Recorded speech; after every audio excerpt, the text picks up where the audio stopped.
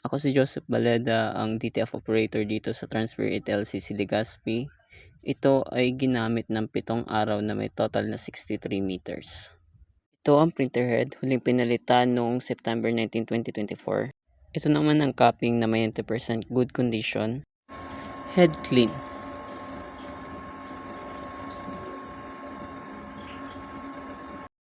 Punasan ng wiper pagkatapos mag-head clean.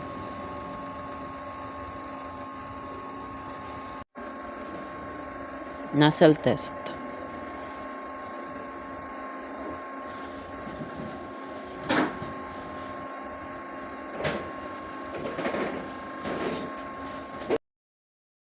Ang ink system label namin ay tama lang. Ang damper ay pinalitan noong September 20, 2024. Ang waste tank ay nilinis ng isang araw. Ito ang AVR.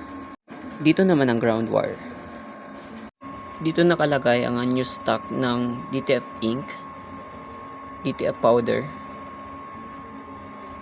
cleaning solutions, DTF film. Dito naman nakalagay ang used ink, used powder, and cleaning solution.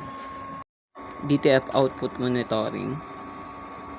Ito naman ang nagamit na supplies. DTF film, DTF white, and DTF powder. Ito ang aming daily monitoring checklist.